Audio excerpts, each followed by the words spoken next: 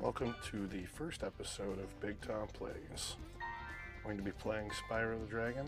I'm going to start a new save file here, separate from my personal one, because I don't want people to see my personal things. So we're going to go ahead and go to the world of Dragon Shores.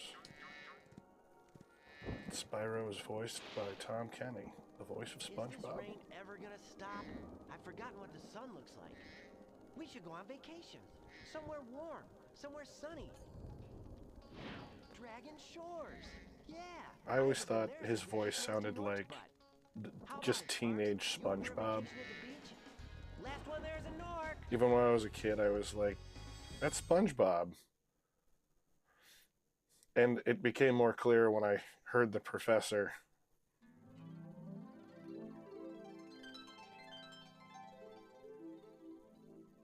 Is it working, Professor? Almost. Just a few adjustments to So I remember this part. This is the first game I bought on my own. I bought it with a translucent green PlayStation 1 controller, which, boy, if I could get one of those again, I would grab it in a second. And just that part where the professor talks, because I was like, I think that's SpongeBob. My dad was like, whatever, I don't think so. And then, like, the professor talking, he's like, maybe that guy was a Spyro after all. Ripto, and you know it. It's working. We all love SpongeBob in that house. I've got a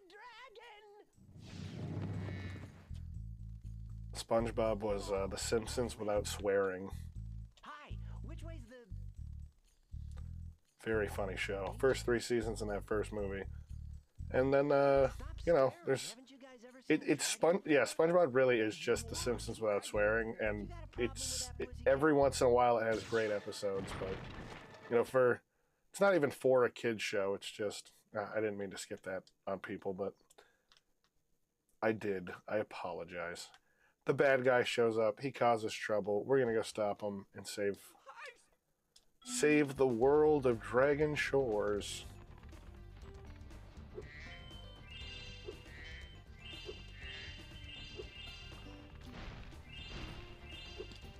I love that DualShock PS4 controller.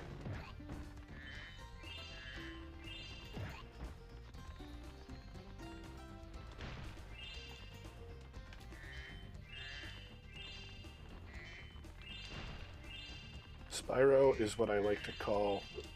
I mean, the entire trilogy is... the third one, a little less so. It's a lot more of...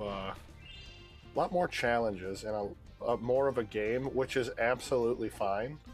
Because the first 2 games, I think, are the most cozy games on the planet. And I'm not the first one who said that. There's definitely a YouTube video I've seen... I've definitely seen that thumbnail at YouTube, but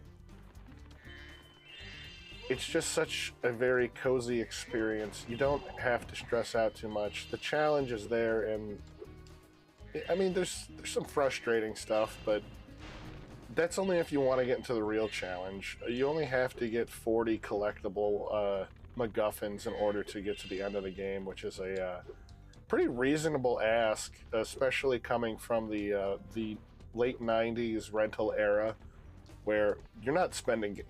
You're going to spend $60 on a game, and those things rarely go on sale. So what you do is you go to the local movie/video game store, and you go and rent it out. You can have this for 2 days, and it's like, well, I'm going to beat it. You go home, and that's all you did that weekend. And this is one of those games that was, like, designed exactly for that. I'm a friend of Alora's, and she's asked me to help you out. That zap means that if you get into Thanks, lady. I like how in the first map, they give you lizards to just smash with your face. They don't do any damage to you or anyone around you. They just go wah wah wah wah wah. Just to taunt you. And then there's one enemy in this level that can hurt you, and it's these big doofuses with the hammers.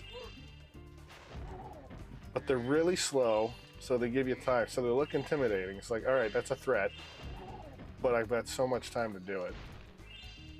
The next guy I'll let hit me so you can see how he just like pancakes you. This video, by the way, much like Spyro 2 itself, is not going to be a speed run or anything like that. I'm gonna try and complete it 100%, and we're just gonna have a nice chill time doing it. This is going to be some background noise to help relax you while you work, which I think's fine. You bring up some conversation, and hopefully people will just talk about what we're talking about here. Talk about the game they like, the hobby they love. To get a good look around, hold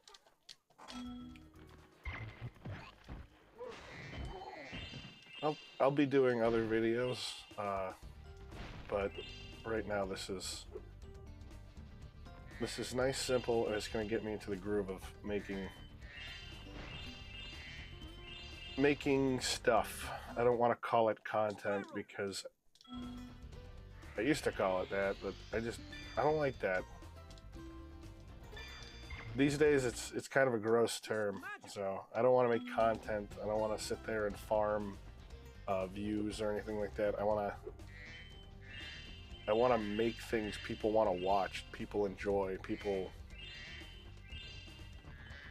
have a good time with. Bright, colorful games. I didn't let that guy flatten me like I said I would, but like I said, new at this, and I will get better. So we're gonna go ahead and smash this. Wanted him to smash me with a hammer because the animations in this game are really fun. And for early 3D games, when I was a kid, this was amazing. It's like, oh my god, this is brand new. It feels like, and it still looks great. It still stands the test of time, in my opinion, because you just, I don't know, just look at it. It looks fun. It looks like a video game. And you kind of want that from your video game. I don't mind new graphics, but I don't think that they don't have a lot of charm to them. It's just they look real, and it's like, okay, that's cool, but at what point are we just not filming this stuff? It's like, oh look, it looks like real life, and it's like, yeah, but real life's real life, so what are you doing? And it uses how many megabytes of megabytes? It uses how many gigabytes of energy and memory and whatever just to fucking run? Like, it's a first-person shooter. You shoot the bad guy.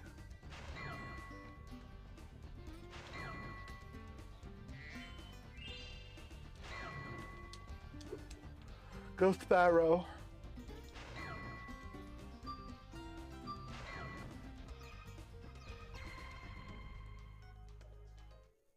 Thanks for helping me light the lamp, Spyro.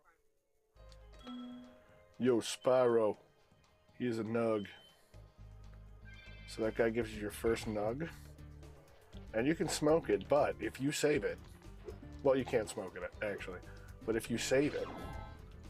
at the end of the game, if you have 40 of them, you can fight the final boss. These are the MacGuffins, which is just, go do some challenges.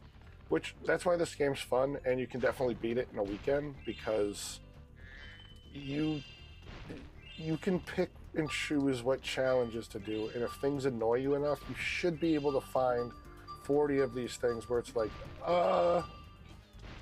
alright, like, excuse me. Alright, I found 40 of these, but like some of these challenges stink. Are there more? It's like, yeah, there's about 20 others you can pick from. And it's like, oh, okay, well, let me do that instead, and let me go pick a challenge that doesn't stink, so I complete this game this weekend and be like, oh, that was a fun one. Maybe even buy it at some point. So that old model might come back, because the way things are going with the world right now, it kind of seems like we're going to be living in this second renaissance of the old technology we once had. considering all the modifications and whatnot you can do to the technology you have, especially to the cell phone in your pocket, which is a supercomputer, you can really just make technology whatever you want it to be these days, and you don't need to have a dedicated you don't need a dedicated game console for stuff when you can go into your phone and make it into your own dedicated game console if you really wanted to. If you're on a budget of $0, but you have a couple of Bluetooth controllers lying around, go ahead, flip those on, and you can play games on your phone, which isn't the best option ever, but like honestly, I mean, emulation and whatnot's amazing on a tablet. I mean, I'm playing this on a tablet right now. I'm recording this on a tablet as we speak, and I will be editing it later. So having dedicated laptops, PCs, gaming consoles, and whatnot kind of feels like that's going to go away when you look at your phone and you go, this kind of feels pointless. Like, ooh, I got it! Kind of feels pointless. Why am I doing this when... Well, why am I spending $600 on a game console when I could be spending it on, like, whatever like my bills and stuff? I need that. Like, I'm not gonna spend $600 on a PlayStation 5. I'm not gonna buy a new Xbox. I already have the Series X, and like, not for nothing, kind of a waste of, I wouldn't call it a waste of money because I want a new game console this generation. I do play Madden. I don't play Madden. I play college football. I play Battlefield. Used to play Call of Duty, but that game's a pile of doo-doo at the moment. Doesn't deserve the swear word. It's like, dude, you guys need to stop drinking over in Treyarch. Over at Treyarch and Activision and whatnot. Like, it's just like, what if we made it even more like Fortnite? Yeah, Fortnite. You know that game that already exists?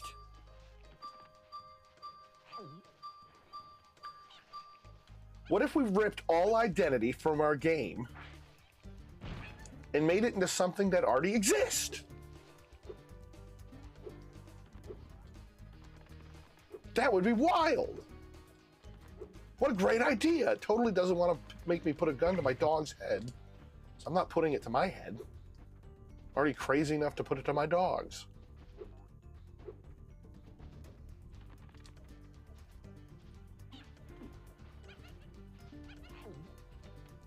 Scoopy whoopy.